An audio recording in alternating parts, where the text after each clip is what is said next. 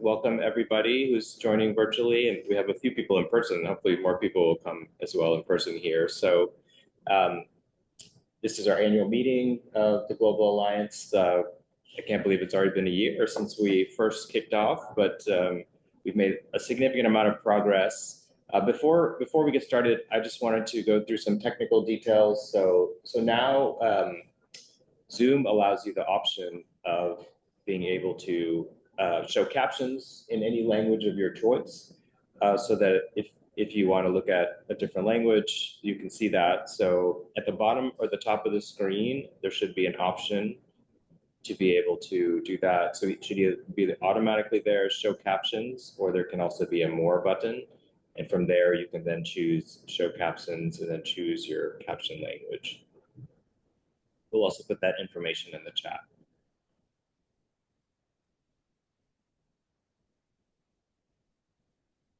And then you can also, if you want to view that, you can put the entire transcript on the side if you want to view the whole transcript as well. So you can choose your speaking language and your caption language. It's a very nice technology. And then the caption should be at the bottom. So it'll be what's said in white and then the captions in yellow. Thanks, Christy, for being the model host. And then if you do the full transcript, it'll be on the right side.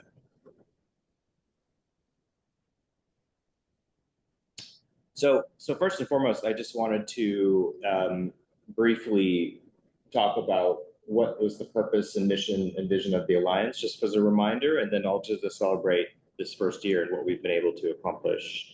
And happy to take anyone's input in that as well. So just as an overview, we developed the Alliance to really help us to frame and assess and think about how do we address the challenges in global patient navigation, recognizing this incredibly complex and multifactorial problem that no single institution or organization can solve alone. And our goal was really to model after the National Navigation Roundtable, but on a global scale. So for me, it was very helpful to be able to look at the practices of the roundtables, and some of the work we'll do today, thinking about our 3-year strategic roadmap, is also based on the framework that they've used in developing their strategic roadmaps, which help them think about how do we start to deliver on long-term change. And of course, many of these challenges will be ongoing, but hopefully will continue to improve over time, is that navigation programs are fragmented and inconsistent across all global settings, even in the US. Most countries lack any formalized systems, most if not all. And then of course, I think that we see patient navigation as a key strategy to be able to improve access across the cancer continuum. As an organization, for instance, with Beacon, we initially were most focused on helping navigation for patients in hospital, but now I've really expanded that. And the goal of the Alliance is similarly thinking about patients from getting to screening to treatment, through treatment, and then through survivorship as well. All of these areas are huge gaps across really diverse settings. So collectively, how can we start to build the knowledge base, collect the resources, and then also think about frameworks, which will be a large part of the discussion today, is how do we start to think about frameworks to help with policy, to help show the economic cost benefit of patient navigation, and then also thinking about how do we deal with limited resources in an environment where more and more patients will be developing cancer as well. So the vision that we developed together was for the universal incorporation of patient navigation to provide more accessible, equitable, and high-quality cancer care for all patients. And the mission that we developed together was to convene global partners to frame, assess, and address challenges in global patient navigation that no single organization can solve alone, to expand the reach, quality, and sustainability of global patient navigation. And these are the objectives that we created together. So, and we've made progress on these, which I'd like to celebrate next as well. So we developed a group, including steering committee members, as well as working group co-chairs, to start to think about what are the key principles that we want to focus on for patient navigation across diverse settings? We created a draft of this with the call to action, and we want to continue to work on these principles as really key. That's something that can be aligned across diverse global settings. Starting to think about how do we expand upon the existing implementation strategies into a really clear implementation framework is an ongoing goal. Strengthening the evidence, we and others are continuing to publish our work in patient navigation, and one of the working groups is working on this currently. Exploring digital solutions is a key goal with one of the priority areas going forward. And then I think that one of the initial goals for the Alliance, which I also want to celebrate, is helping to raise awareness. And I would say year over year that the amount of discussion around patient navigation continues to grow. And so I think even that in and of itself is a huge success. And that's something that we can continue to work on together. So first and foremost, I didn't have any slides here, but I just wanted to celebrate firstly, just being able to come together. I think that it's been really valuable to have this group come together in a community of practice. And that's something we wanted to review also, that there was a lot of passion about this meeting last year. And although we've done really well in continuing to work through the working groups, which are initially focused on low, middle income country, high income country, and pediatrics, we've seen there's a lot of coalescing within the groups about the work and the themes of the work. And the priority groups are really going to be meant to change that. But also, I think there is a strong desire for us to have more regular community of practice meetings across the entire Alliance. So that's something that we'll talk about as well. For me personally, I wanted to celebrate that we got the call to action accepted for publication in Cancer. Yes, thank you. That was a lot of effort, and really happy to see that. I think that will also help solidify what the Alliance is for, and as mentioned, the initial draft principles, which also I think are really key for us to continue to work on, and with some of the subsequent work. I don't know if anyone else had any comments or anything else they wanted to add as far as the year in review. I think for me, it was things happen slowly. We have to accept that. And I think that I'm very happy with what we were able to accomplish in this first year, coming together, building the working groups, starting to develop work outputs, and then really refining that work, thinking about what can we strategically do over the next 2 to 3 years to start to make some sustainable change.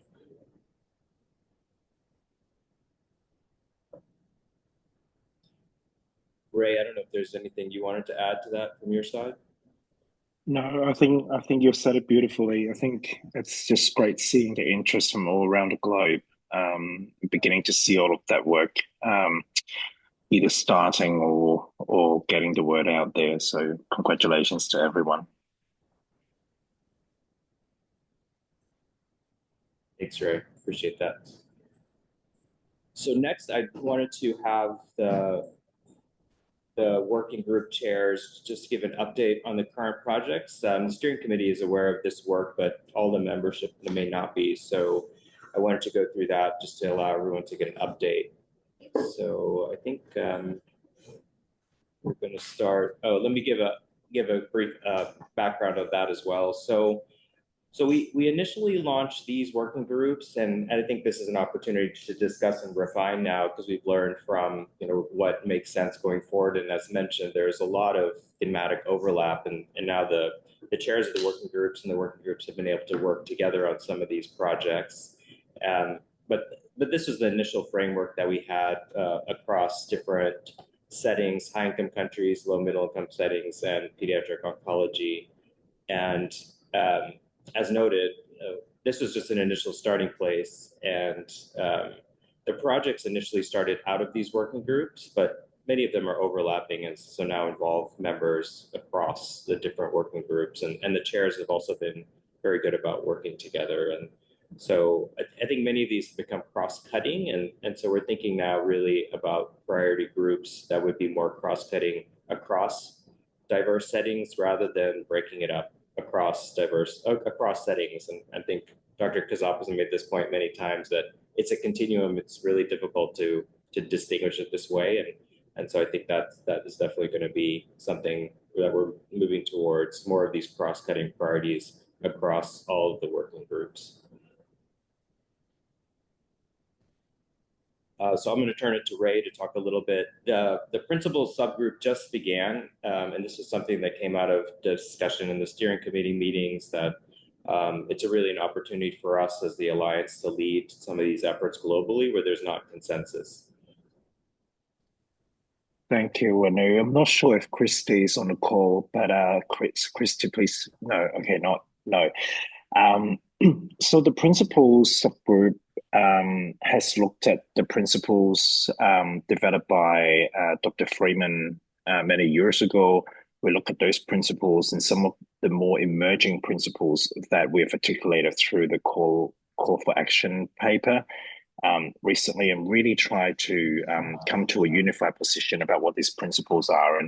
And so we are launching an international Delphi study to try to agree on all of these principles globally and have a more updated, I guess, view of what we would like to encourage across the globe. And as part of that, we are also trying to develop the core components or core service domains of navigation across the globe. Because one of the things that the STICO steering committee has early on identified is that people do mean different things when they talk about navigation, and definition has been a hot topic in navigation for many years, but we would like to really put our finger on the pulse and to be able to say and agree together on what are the core minimum things that would define navigation so that we don't just miss services or miss the care components that are very important within navigation. So this group is new, but we are launching this flagship work to try to define these principles. Great. Yeah, I think it'll be very important. And I think also we've seen in many settings that the practices are incredibly variable. And so if we can define a core group of practices that would define navigation, and then of course there's many other domains. We just had this conversation yesterday with our colleagues in Rwanda that they're doing navigation, but they haven't defined it as such because they don't know the core components. So, and then I think the second follow-up that came out of the discussion is what are the key measures that they need to be following to track that they're having benefit. Yeah, so that's definitely something I know that you all are doing somewhat through the quality metrics as well, but could also be part of that work to really define some of those core components that we want to measure.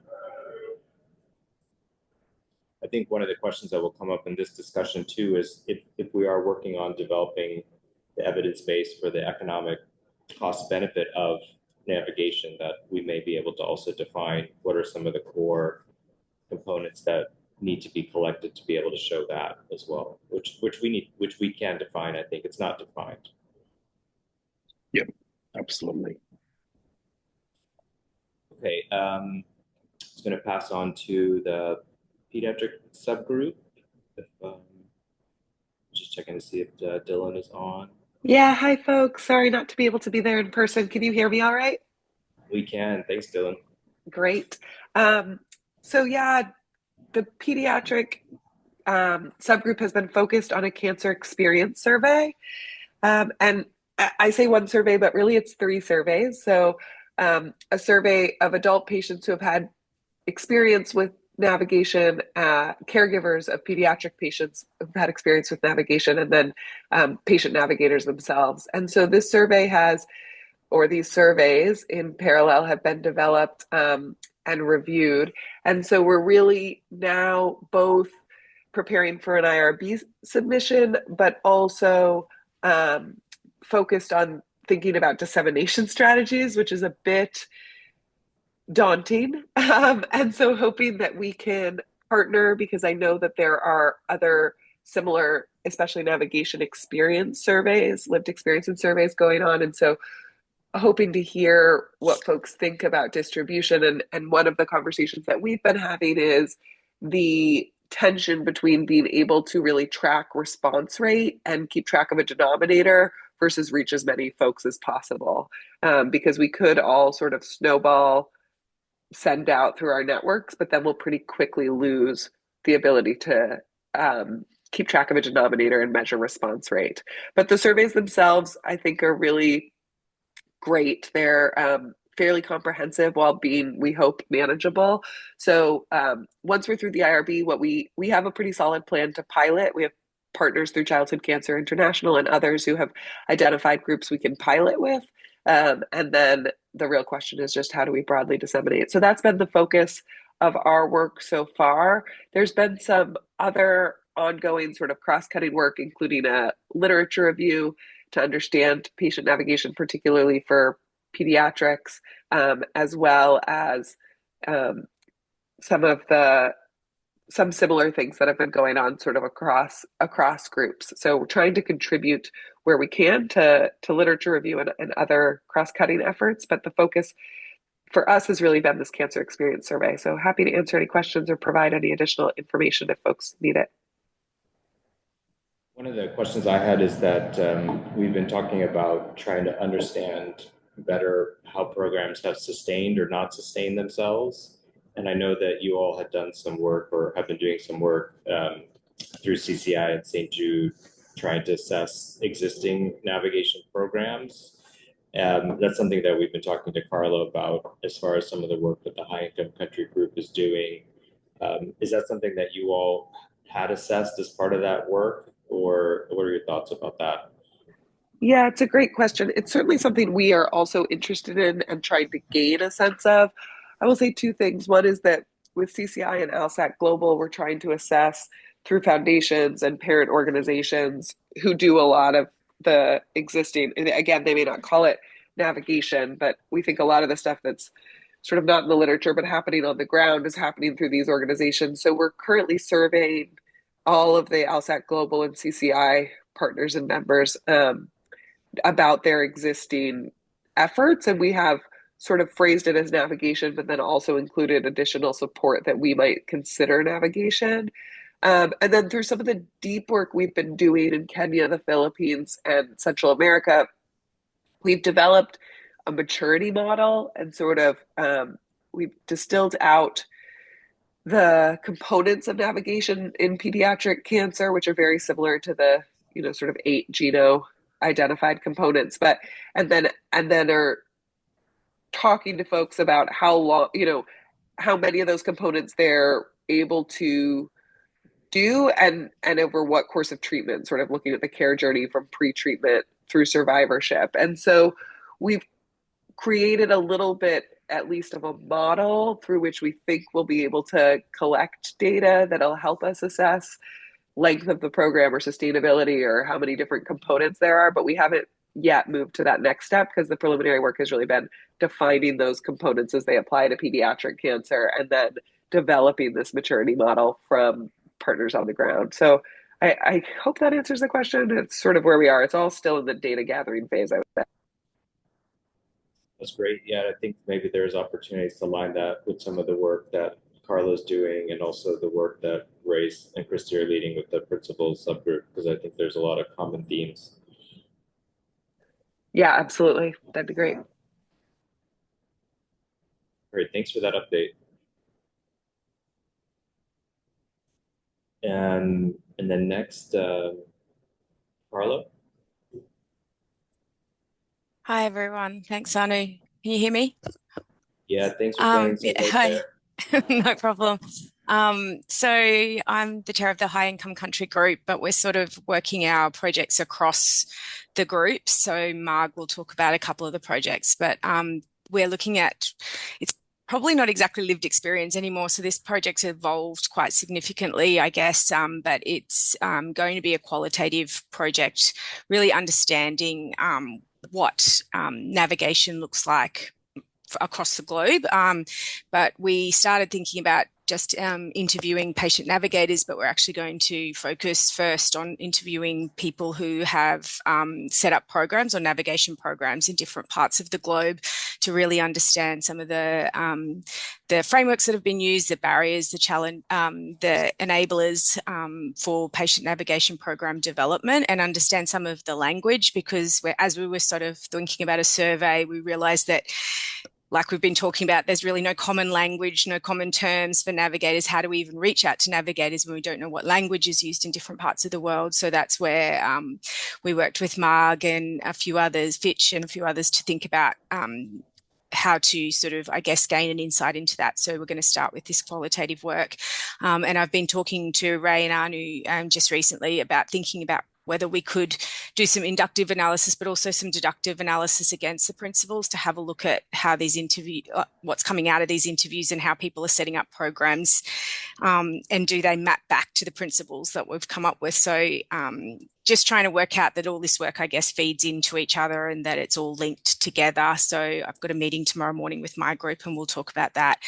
And I guess the other part that we are exploring too is the sustainability. So can we link some of the conversations all of us have been having about, it's okay, one thing to set up programs and get them running, but the sustainability piece seems to be a global discussion. So just trying to work into the project, I guess, plan, but it's pretty much ready to go once we've sort of finalised these last little bits, and then hoping to sort of submit HRB with the paediatric group pretty soon. Thank you for that update. And I think that it speaks to the ongoing refinement that we've been able to do over the year to really think about, what are the outputs that we want to achieve that are going to help with actionable change or sustainable change over time. And I think that's a lot of that work that you described will help with that. So I think that's been really great refinement in the work. And I think your group especially has been very, very involved. I mean, all the groups have, but I think that's also just been good from that standpoint to have all that really robust discussion. There's so much that can be done, obviously. So thank you for your leadership.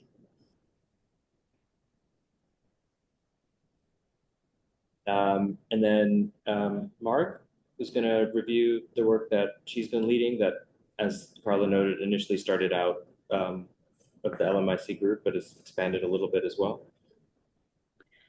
Thanks very much. And hello, everyone. I'm also sorry I can't be there in person, but delighted that we are able to connect digitally. As Anu mentioned, the low middle income group started on its own, but as we began to talk about our work, we realized there was much crossover with the high income group, the kinds of issues, the kinds of concerns. So at this point, we are working together in more ways than one. The literature review group really has been focusing on the idea of asking what are people writing about in terms of navigation.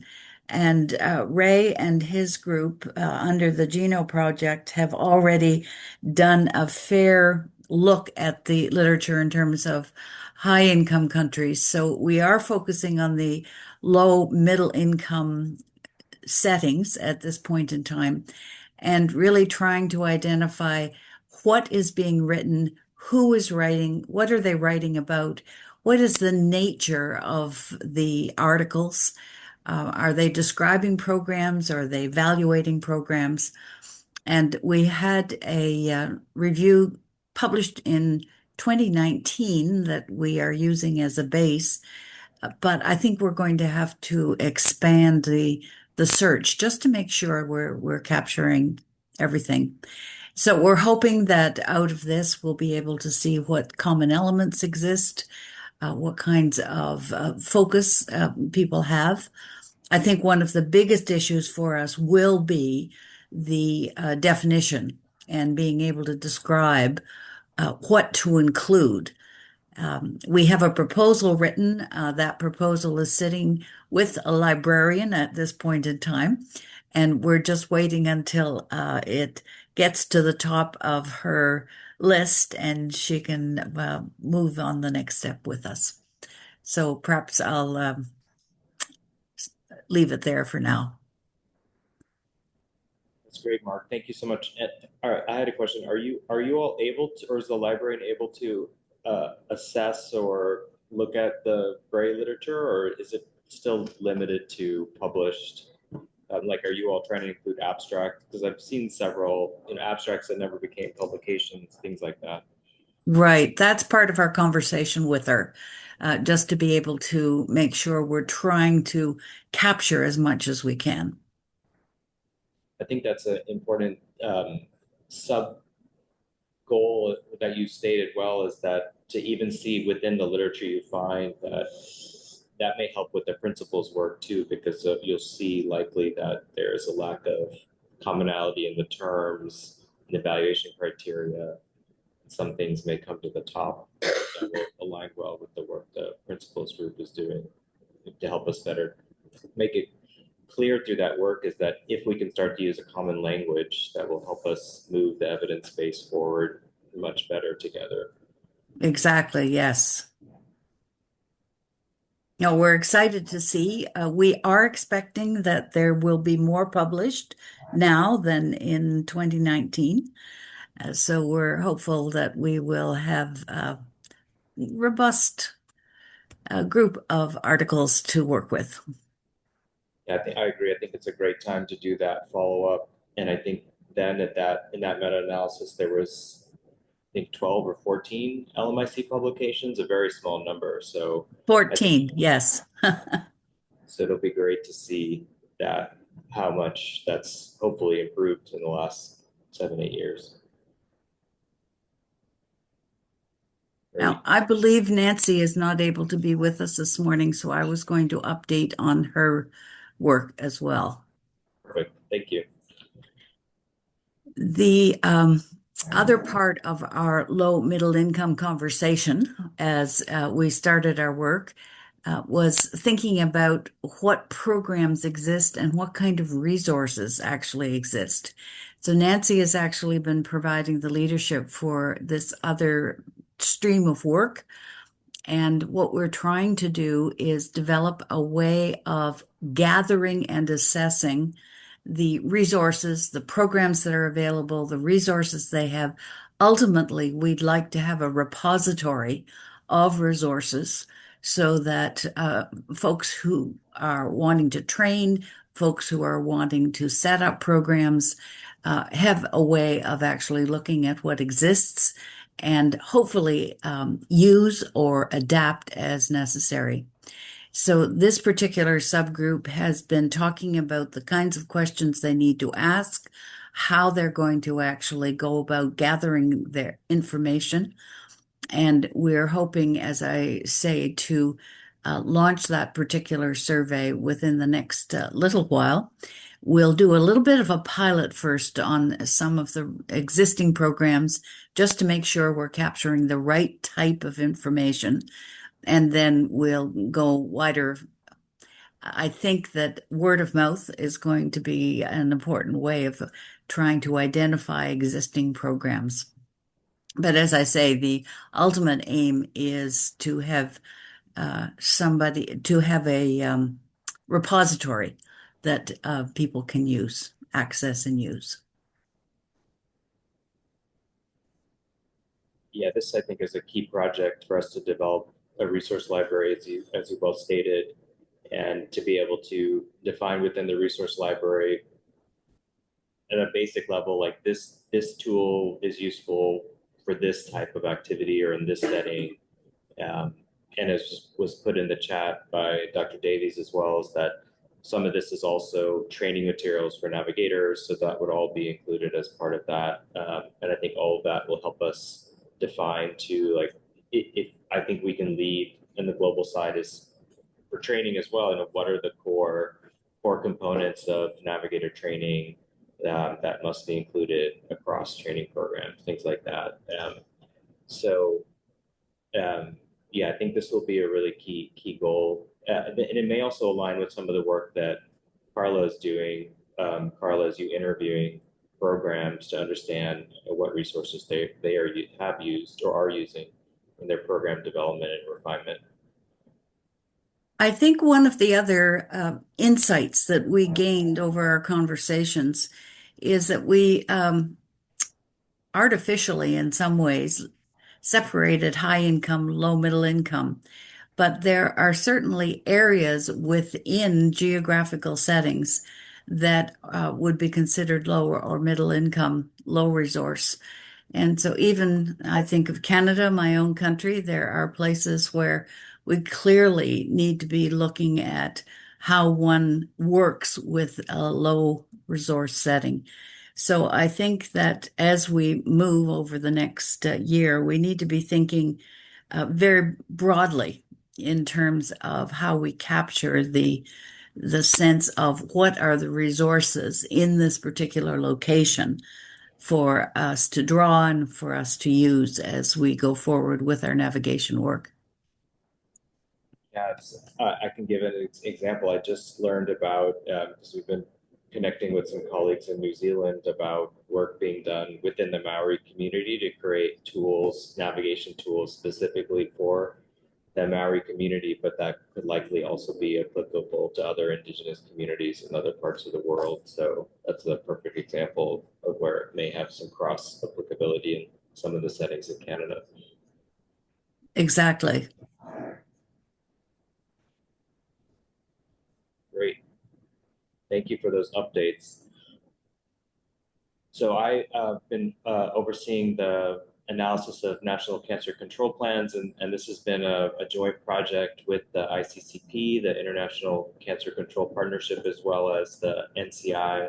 So it's been really a great project that we've been working on together. So those that are not familiar with the ICCP, it's overseen by UICC and others, and they have a really beautiful dashboard and repository of all country national cancer control plans. And we're able to then query from that initially, like which of the national cancer control plans, or for those countries that don't have NCCPs, the NCD plan, how many of those have some discussion about patient navigation or patient coordination, any of those particular topics. So we did that initial query and now are looking at those NCCPs that have some inclusion of patient navigation or patient coordination. And we've asked some more specific questions. So we have about 10 people in the group. Our next step is we will be splitting up the NCCPs across the group. And typically this is done as a two validation. So one person will go through their 10 or so plans, and then you'll have a second person do the validation. But we're actually looking at potentially trying to use AI to do one of the validations. This may provide us, save us a lot of time. So we're just looking at if we can use Claude to potentially do that with accuracy. And then I would be the person then that who does, if there's discrepancy, would be do the final third review. So I think it'll be a good example of being able to use technology also in some of these analyses, but we'll see. It may be something, Mark, to think about too with your search, because I think that it may be an opportunity to try to use Claude or AI. It would be interesting to see comparing what the librarian comes up with and what AI comes up with. So yeah, we're in that process. So it's interesting, about 90 or so plans have a mention of patient coordination or patient navigation, and so we'll see. I mean, in our initial analysis, the vast majority just have a mention of it, patient engagement, but really nothing as far as what does that mean from an actual implementation or monitoring evaluation standpoint. So I think initially our assumption is that less than 10%, less than 5% will actually have any meaningful language around how to develop programs, how to sustain them, how to monitor them. So I think it'll be very important for us to show that although it's a start, having it included in NCCPs, that then there needs to be ongoing work to really create something that is meaningful within the plans. So we have a timeline that we're hoping to begin and complete the data analysis over the next 3 to 4 months, and then begin and complete manuscript writing and submission by end of year.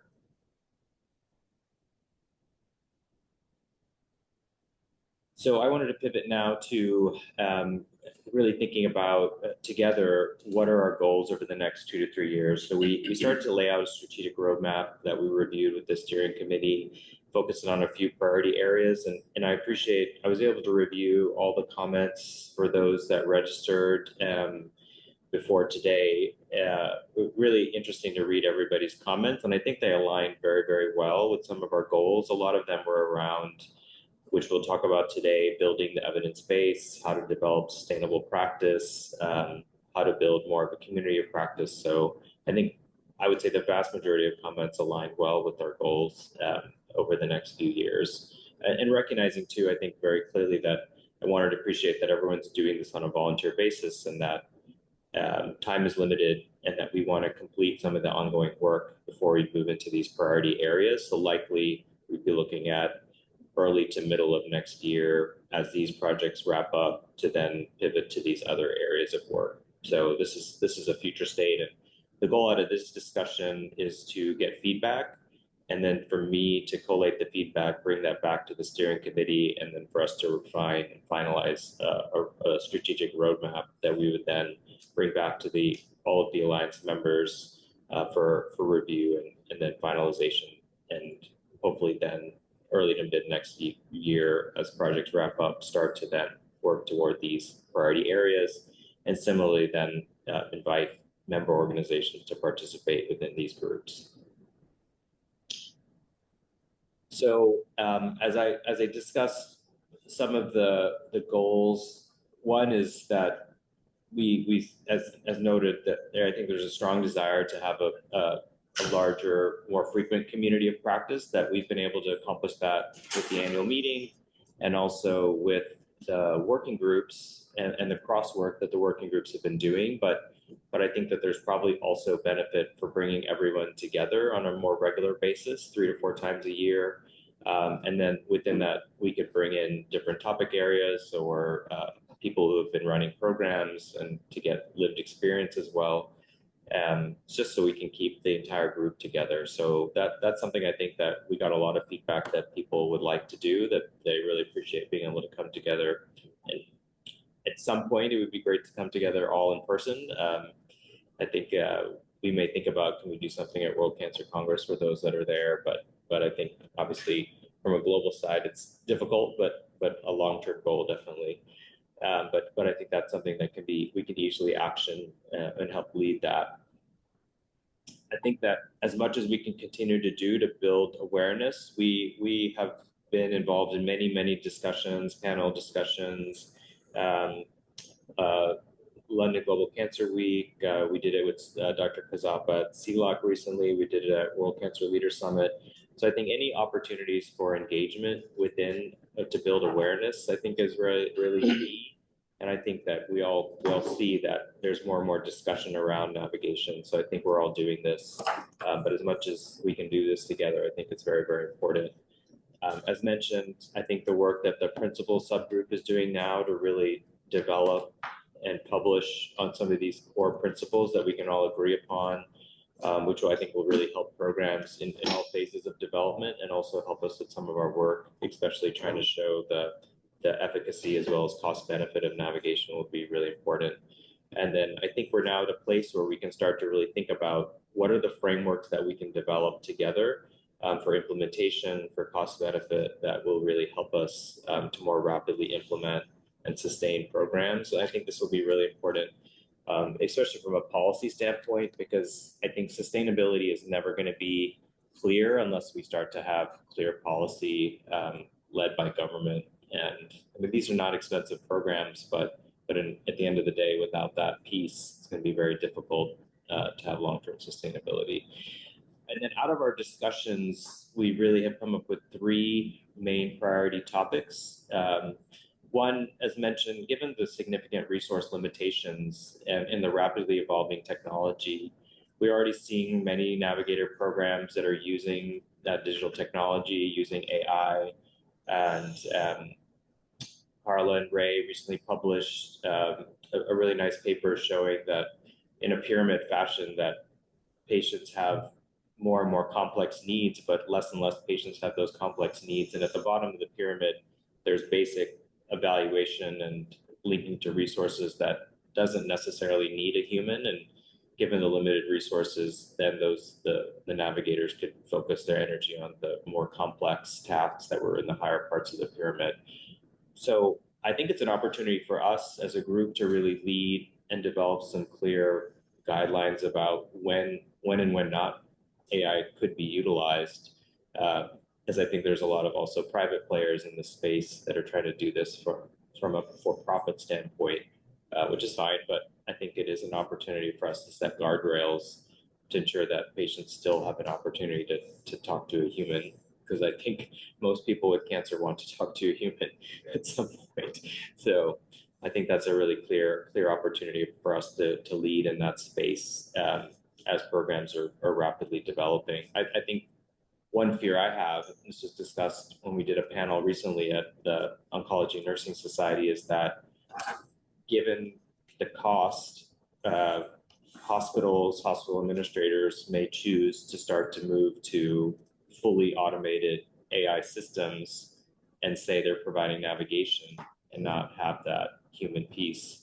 So I think those are opportunities where we can very clearly state with our group of experts that there are definitely uses for AI, but that there has to also be guardrails. The second is, I think the second two, I think, are really key opportunities for us to lead, is starting to think about what are the policy frameworks to help with advocacy of patient navigation program development at the government level. And we would need to also bring in some experts in the space to help us really think about how to do this. But I think that without starting to develop that advocacy within government, it's going to be very difficult, as noted, to have long-term sustainability. And then the third one, which is we're really lacking in all settings, including the US, though many publications have come out of the US as far as efficacy of navigation. There's almost no literature about the cost benefit of patient navigation.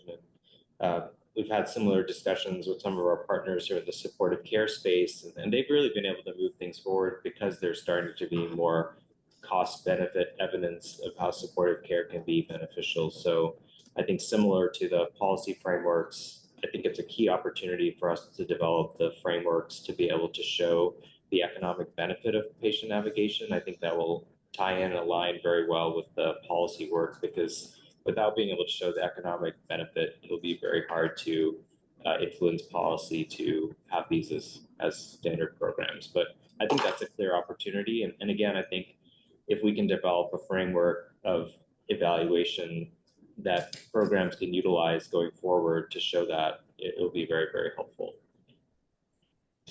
So what we wanted to use today in breakout groups, both here in person as well as virtually, is for these groups, and we were able to put everybody in groups based on their preference.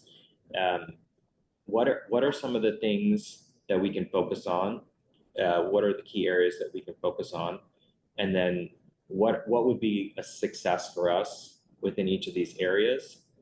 And then how do we actually realistically achieve some of those measures of success? Because I think that's really the key for us is what's realistic that we can accomplish? What are the resources we need to accomplish those things? And how do we do that together?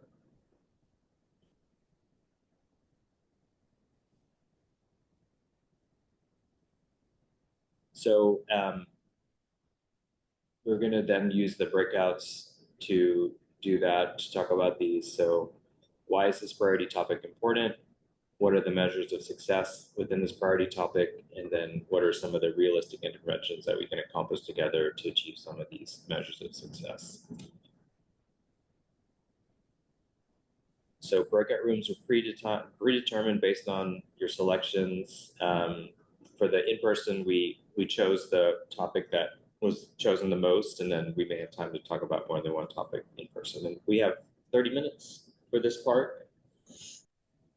Wow, the 30 minutes went by fast. I didn't even look at my watch. I was like, oh, we have plenty of time still. So, oh, I hope it was a very productive discussion here. I learned a lot. I hope it was similarly productive. So we will collate all the comments and then that will really help us think about what are actually measures of success and how do we achieve that over the next 3 years across these priority areas. And as mentioned, we'll continue with the existing work and then hopefully move to these in the next year, early next year to middle of next year.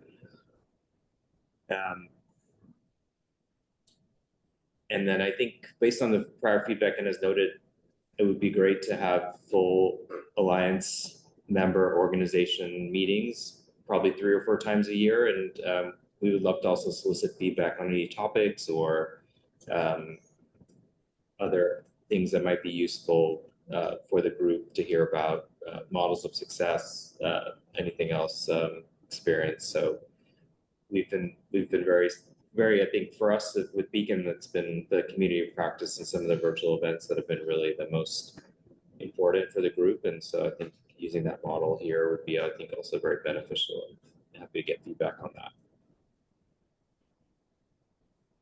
I just wanted to also just note and thank Merck for their funding to support the Alliance development and ongoing. It's been very helpful for us as we continue this work.